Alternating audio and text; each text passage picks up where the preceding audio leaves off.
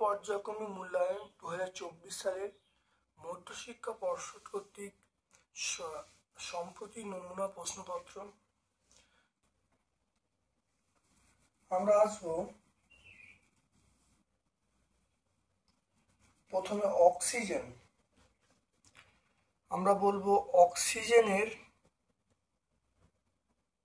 অক্সিজেনের আণবিক ভর। অক্সিজেন আণবিক ভর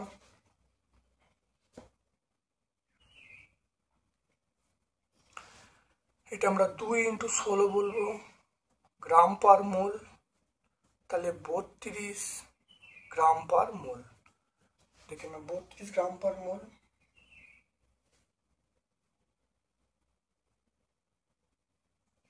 তাহলে গ্যাসটির আণবিক গুরুত্ব,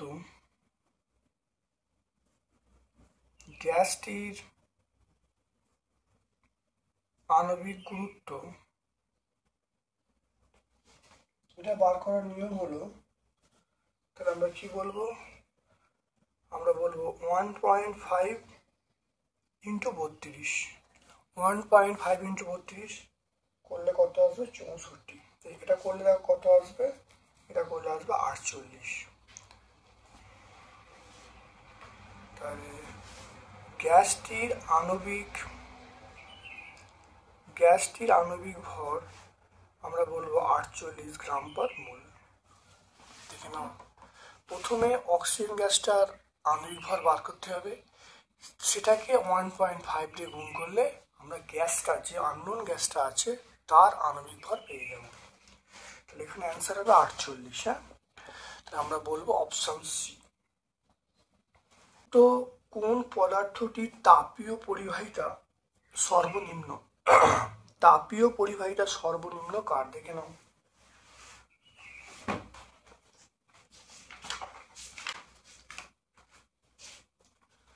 দেখে নাও, হিরে সবচেয়ে ওপরে, তারপরে রূপো, তামা, সোনা, অ্যালুমিনিয়াম, লোহা, কাঁচ, জল, বায়ু। দেখে নাও এখানে অপশনগুলো কি আছে। হিরে সবার উপরে, দেখো রূপো, লোহা, হিরে। দেখো এখানে পারদ, এখানে আমরা অপশনের মধ্যে পারদ বলবো সবচেয়ে কম।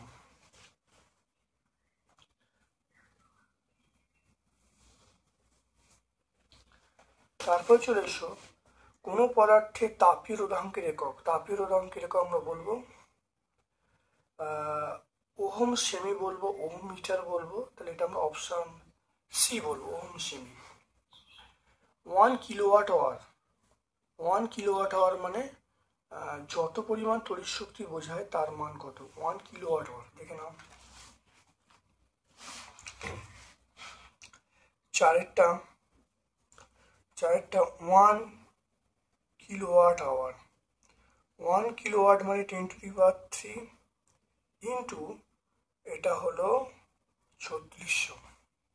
তাহলে joule per second into second. তাহলে দেখে নাও কত হবে, আমরা বলবো 36 × 10⁵ জুল। এবার অপশানে চলে এসো। দেখো এটা আমি যদি সাজিয়ে নিই, তাহলে 3.6 × 10⁶ জুল। দেখে নাও তাহলে কোন অপশনটাই পাবো। দেখে নাও এটা তাহলে কত হলো? 3.6 × 10⁶ জুল। এটা আমরা পাবো অপশন ডি এতে পাবো। এরপর দেখো গলিত NaCl এর মধ্যে সমপ্রবাহ পাঠালে তড়িৎ পরিবহন করে ক্যাটায়ন ও অ্যানায়ন। নেজলার বিকারকের সঙ্গে অ্যামোনিয়া যৌবন যোগ করলে যে অধক্ষেপ পড়ে তার বর্ণ কি?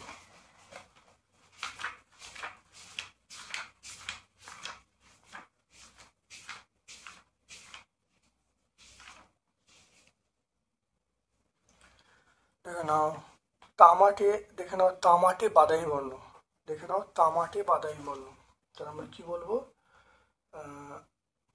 বাদামি বর্ণ বলবো। ব্রোঞ্জের উপাদান, দেখে নাও ব্রোঞ্জের উপাদান কি?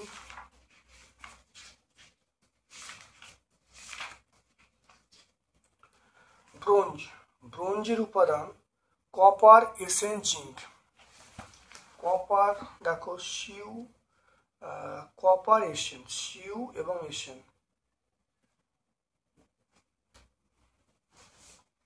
দেখো কপার, সিউ বেশি পরিমাণে, তাহলে কপার এবং এসেন বলবা, তাহলে কপার, এসেন।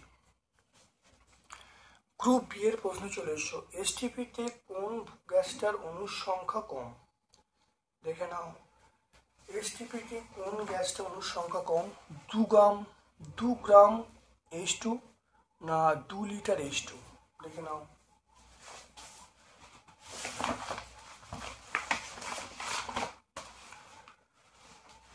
চলে এসো, দেখো 2 গ্রাম, তাহলে 2 এর 1/টা 2 গ্রাম H2, এর মধ্যে অণু সংখ্যা 6.022 × 10⁻23। 2 গ্রাম মানে 1 মোল, 1 মোলের মধ্যে অণু সংখ্যা এটা। আর 2 লিটার, তাহলে আমরা বলবো 22.4 লিটারে অণু সংখ্যা, এর মধ্যে অণু আছে কত? ওই অ্যাভোগাড্রো সংখ্যা 6.022 × 10⁻23। 1 লিটারে আমরা বার করব 6.022 × 10⁻23, আর এখানে 2 লিটার বলা আছে, তাহলে এটা আমরা 1 লিটারে বার করবো 22.4 লিটার, তাহলে 6.022 10⁻23 × 2/22.4। তাহলে এখানে করলে দেখো যেটা আসবে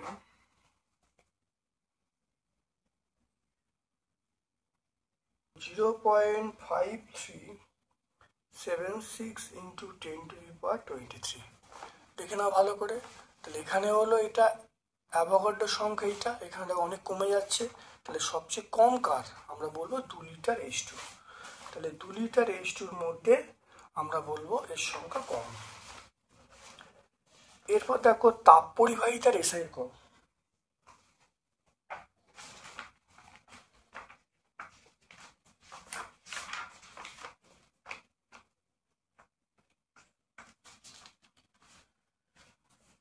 তাপ পরিবাহী হিসেবে আমরা বলবো watt, metre inverse, kelvin inverse.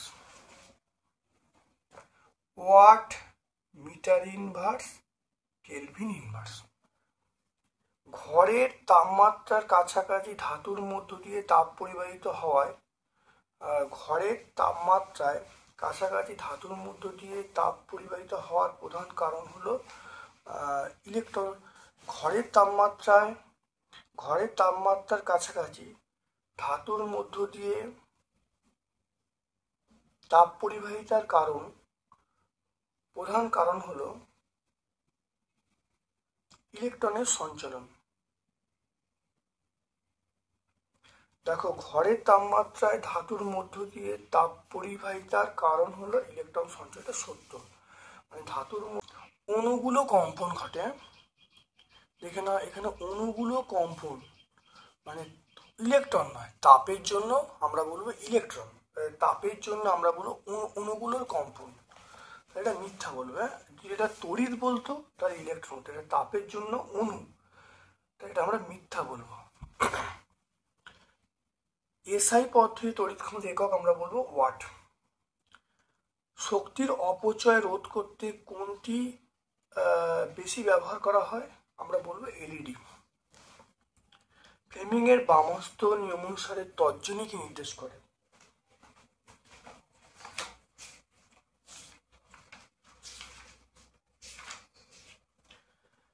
Fleming এর বামহস্ত নিয়ম অনুসারে দেখো তর্জনী, দেখে নাও তর্জনী চৌম্বক ক্ষেত্র, তাহলে আমরা বলবো তর্জনী চৌম্বক ক্ষেত্র।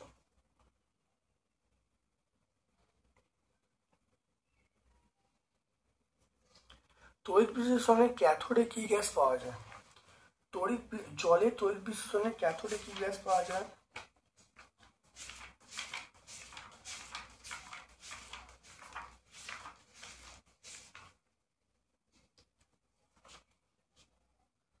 দেখে নাও, জলে তড়িৎ বিশ্লেষণে দেখো ক্যাথোডে হাইড্রোজেন গ্যাস পাওয়া যাচ্ছে, তাহলে আমরা বলবো হাইড্রোজেন।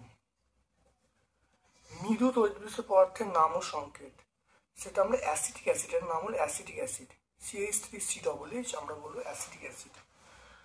তো তড়িৎ বিশ্লেষণের সময় নিষ্কাশিত এমন দুটি ধাতুর নাম, তড়িৎ বিশ্লেষণের সাহায্যে নিষ্কাশন করা যায় এমন একটি ধাতুর নাম, তাহলে আমরা AG বলতে পারি, এটাকে রূপো বলতে পারি, বা এছাড়া আমরা বলতে পারি কপার বলতে পারি, তামা এটা বলতে পারি। ইউরিয়ার একটি ব্যবহার, ইউরিয়া হলো সার হিসাবে আমরা ব্যবহার করি, জমিতে সার হিসাবে ব্যবহার করি।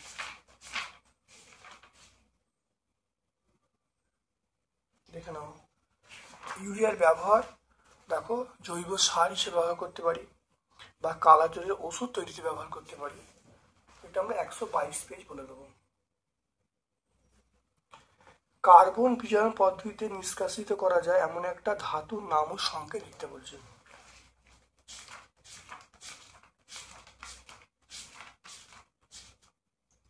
কার্বন বিজারণ পদ্ধতিতে নিষ্কাশিত করা যায়, সেটা আমরা কি বলবো, জিঙ্ক বলবে, দস্তা, আমরা কি বলবো, দস্তা বলবো বা জিঙ্ক বলবো। বক্সাইডের সংকেত লিখতে বলছেন।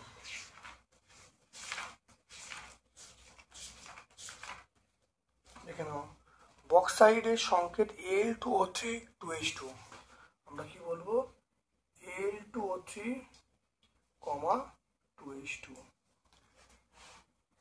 গ্রুপ সি এর প্রশ্নে চলে এসো, লেঞ্জের সূত্র শক্তি সংরক্ষণ সূত্রের বিশেষ রূপ ব্যাখ্যা করতে বলছে।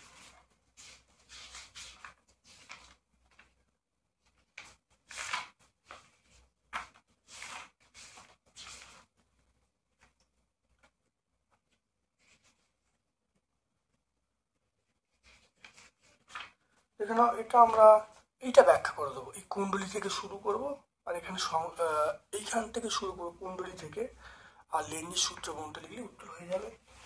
পেজ নাম্বার 82 আমরা পেয়ে যাব। বাড়িতে ওয়ারিং সমান্তর সমবায় করা হয় কেন? এখানে এর ফলে দেখো প্রত্যেকের বৈদ্যুতিক যন্ত্রের প্রান্তীয় বিভব 220 ভোল্ট হয়, যন্ত্রগুলি ঠিক মতো কাজ করে, 1 নম্বর পয়েন্ট।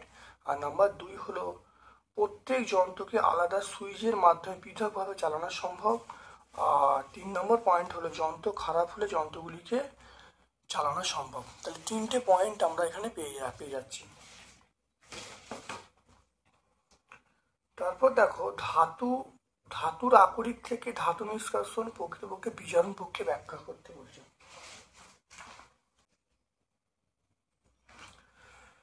এখানে আমরা এই পয়েন্ট বলে দেবো, দেখো এটা প্রকৃতপক্ষে বিজারণ প্রক্রিয়া, আমরা এখানে উদাহরণ এটা ব্যাখ্যা করে দেবো। দেখে নাও ভালো করে, এটা ব্যাখ্যা করতে উত্তর হয়ে যাবে। ইলেকট্রন দেখো, দেখে নাও, এখানে মূলত কার্বন বিজারণ পদ্ধতি বা বিজারণ পদ্ধতি আমরা বলতে পারি, উদাহরণ দিয়ে ব্যাখ্যা করা আছে।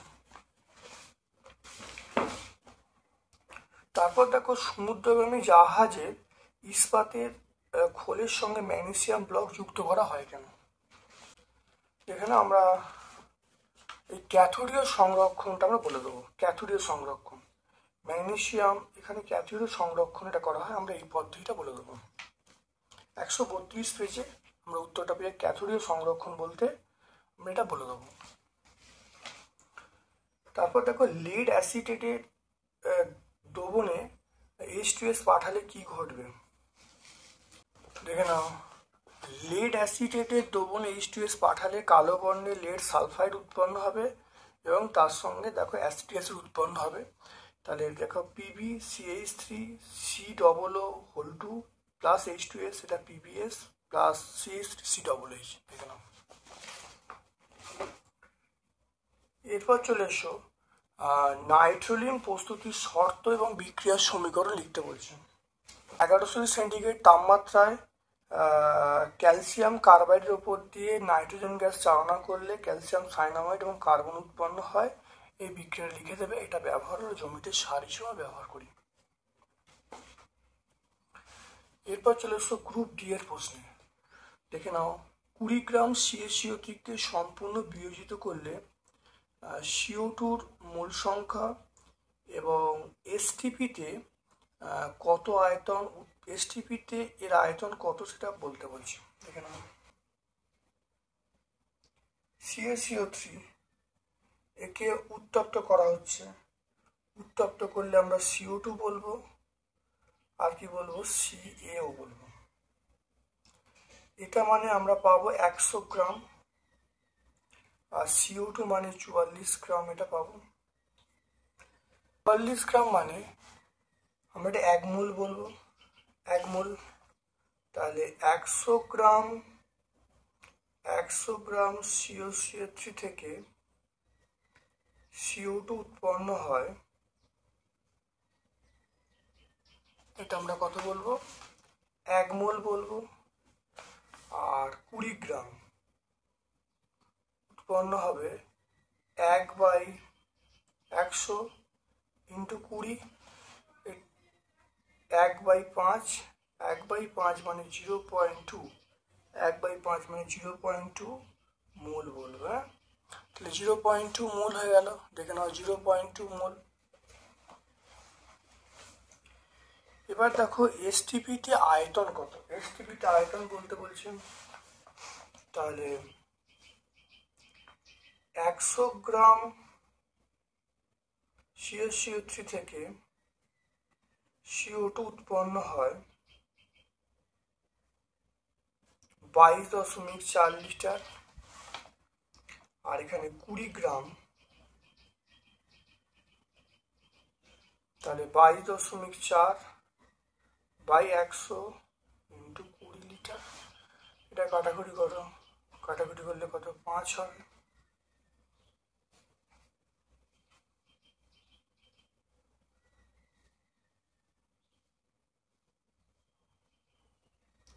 এটা আমরা করলে কত হবে, 4.48 লিটার, 4.48। দেখে না, 100 গ্রাম CaCO3 থেকে CO2 উৎপন্ন হয় 22.4 লিটার, একে কত, 20তে কত করে দেখো, আমরা পাবো 4.4 লিটার। এরপর দেখো পরের অঙ্কটা, তাহলে অঙ্কটা ভালো করে বুঝে নাও। তাহলে মূল সংখ্যা, তাহলে 100 গ্রাম মূল সংখ্যা বার করার নিয়ম হলো, দেখো 100 গ্রাম CaCO3 থেকে 1 মোল CO2 উৎপন্ন হবে, একে কত আর 20তে কত করলে দেখো 0.2 মোল হয়ে যাচ্ছে। এবার আয়তনটা কত, 100 গ্রাম CaCO3 থেকে CO2 উৎপন্ন হবে, এইটা মানে 1 মোল মানে 22.2, 22.4, এটা এসটিপিতে, এটা এসটিপিতে কথা লিখে দিই। তাহলে এসটিপিতে 100 গ্রাম CaCO3 থেকে CO2 উৎপন্ন হবে 22.4 লিটার, একে কত, 20তে কত করলে দেখো উত্তর আসছে 4.48 লিটার।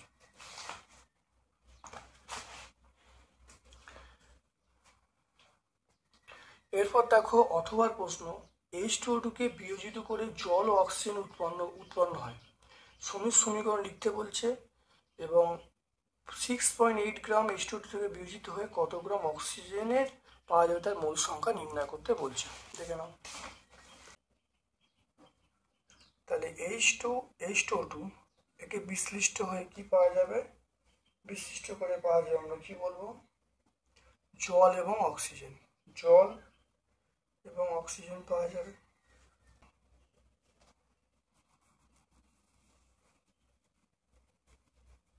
এখানে 2 দিয়ে দাও। দেখো হাইড্রোজেন কটা, হাইড্রোজেন দেখো 4টে, আর অক্সিজেন দেখো 4টে, আর অক্সিজেন 4টে। তাহলে এখানে দেখে নাও,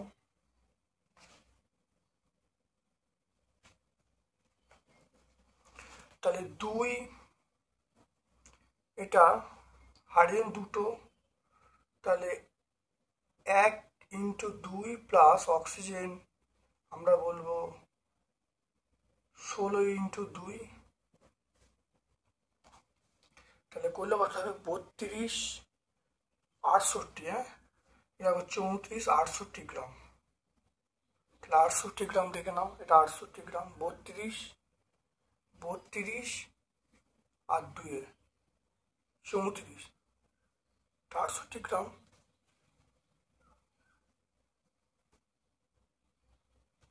অক্সিজেন, অক্সিজেন মানে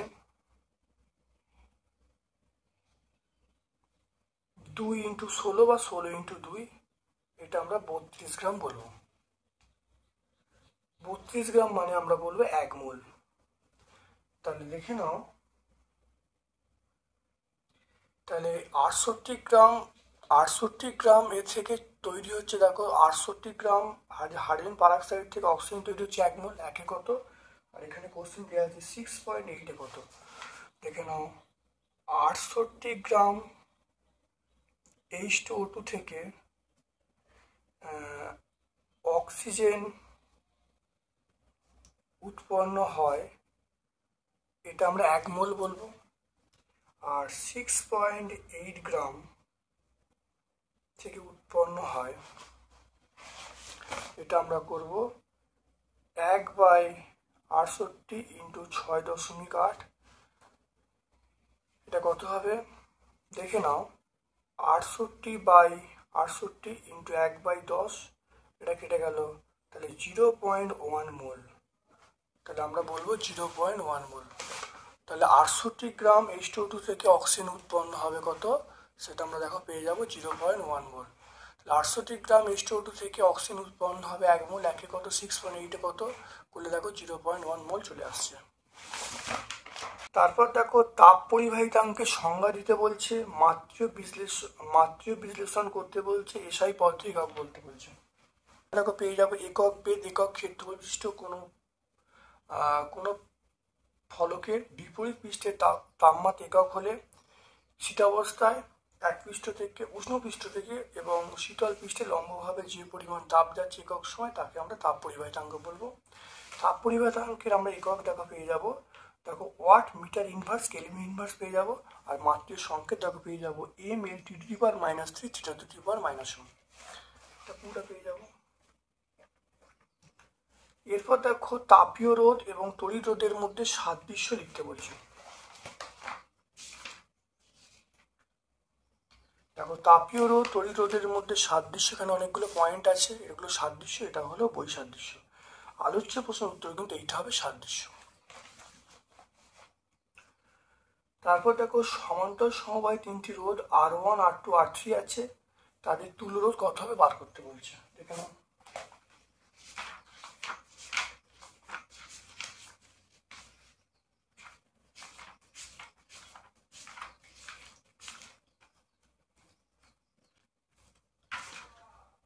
যাচ্ছি গো। দেখো সমান্তর সমবায় তুল্য রোধ, দেখো সমান্তর সমবায় আছে, দেখে নাও এটা। তাহলে এই দুটো প্রান্তের, এগুলো প্রত্যেকের প্রান্তে, অর্থাৎ এই যে প্রান্ত, তাহলে দেখে নাও যে এই যে প্রান্ত আছে, তাহলে এর মধ্য দিয়ে দেখো প্রবাহ মাত্রা কত, I1 R1, এইটার মধ্যে দিয়ে প্রবাহ মাত্রা আমরা পেয়ে যাবো I2 R2, আর এইটার মধ্যে প্রবাহ মাত্রা পেয়ে যাবো I3 R3। এখানে I1 I2 I3 মান পেয়ে যাবো, I মানে I1 plus I2 plus I3, মানগুলো বসিয়ে দেবো। তুল্যরোধ, এটা হলো তুল্যরোধ V বলবো, V সমান IR করবো, এটা আমরা তুলনা করবো। IR বলতে RP এখানে করা হয়েছে, কারণ প্যারালাল সমস্যা মানে সমান্তর সমবায় তুল্যরোধ হলো RP, মানটা বসিয়ে তুলনা করা হয়েছে। তাহলে 1/RP সমান 1/R1 plus 1/R2 plus 1/R3 পেয়ে যাবো। এই ছবিটা প্রথমে আরেকবার বুঝে নাও, এই ছবিটা ভালো করে আঁকবে। এটা এ, এটা বি, এর মধ্যে কারেন্ট I যাচ্ছে, কারেন্টটা তিনটে প্রান্তে বিভক্ত, I1 I2 এবং I3। এটা হলো I1 কারেন্ট যাচ্ছে R1 রোধের মধ্য দিয়ে, R2 রোধের মধ্যে কারেন্ট যাচ্ছে I2, আর R3 রোধের মধ্যে কারেন্ট যাচ্ছে I3, তিনটে যোগ করে I চলে এলো।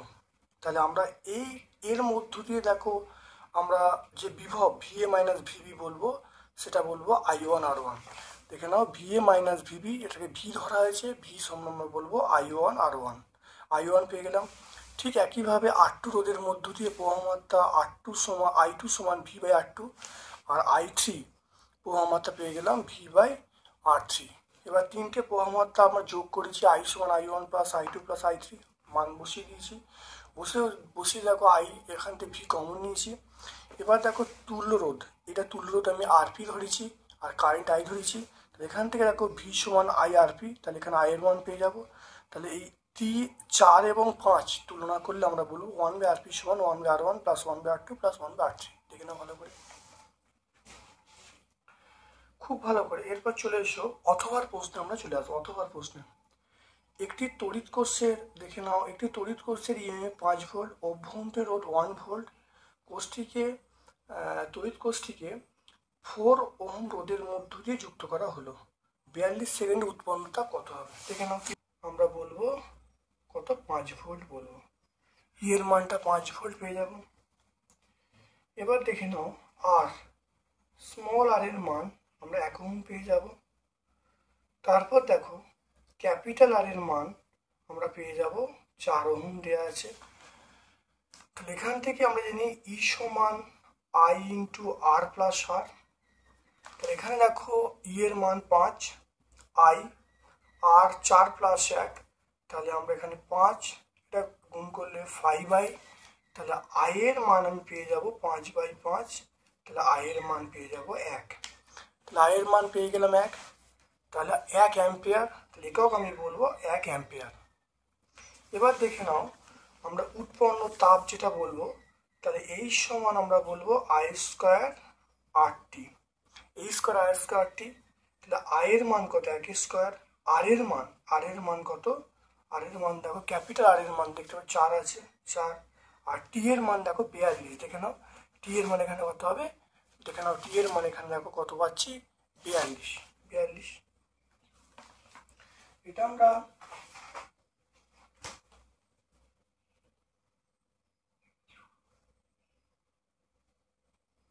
এটা করলে দেখো আমরা চলে আসছে 168 জুল। যদি আমি এটাকে ক্যালোরিতে চেঞ্জ করি তাহলে 168/4.2 ক্যালোরি। এটা করলে দেখো আসবে 40। তাহলে আমি এই জুল এককে রাখি, তাহলে এককটা হবে 168 জুল, আর যদি আমরা ক্যালোরিতে চেঞ্জ করি 4.2 দিয়ে ভাগ করলে 40 ক্যালোরি। তাহলে উৎপন্ন তাপ আমরা পেয়ে গেলাম 40 ক্যালোরি আমরা পেয়ে গেলাম। পরের প্রশ্নে চলে এসো, দেখো ফ্যারাডের তড়িৎচুম্বকীয় আবেশ সংক্রান্ত সূত্র দুটো লিখতে বলছে। তড়িৎচুম্বকীয় আবেশ সংক্রান্ত ফ্যারাডের সূত্র হলো কোনো বদ্ধ কুণ্ডলীর সঙ্গে জড়িত চৌম্বক প্রবাহে পরিবর্তন হলে কুণ্ডলীতে ইএমএফ আবিষ্ট হবে এবং কুণ্ডলীর তড়িৎ প্রবাহ চলবে, এবং চুম্বকীয় আবেশের ক্ষেত্রে আবিষ্ট ইএমএফ এর মান এমন হবে আবিষ্ট তাহলে তড়িৎচুম্বকীয় আবেশের ক্ষেত্রে আবিষ্ট ইএমএফ এর মান কুণ্ডলীর সঙ্গে জড়িত চৌম্বক প্রবাহের হারের সঙ্গে সমানুপাতিক হবে, দেখে নাও। তারপর দেখো অসওয়াল পদ্ধতিতে H3 এর শিল্প উৎপাদনের রাসায়নিক বিক্রিয়া লিখতে বলছি। শিল্প উৎপাদন দেখে নাও, এখানে প্রথম 3টে পয়েন্ট আছে, 1 নম্বর পয়েন্ট বলবে, 2 নম্বর পয়েন্ট, এখানে 3 নম্বর পয়েন্ট। দেখো এই পয়েন্টগুলো বলে দিলি এবং ব্যাখ্যা করতে হবে, অবশ্যই বিক্রিয়া লিখতে হবে, ভাষাটা দিতে হবে, দিলে কিন্তু আমরা উত্তর পেয়ে যাবো অসওয়াল পদ্ধতিতে H3 তৈরি।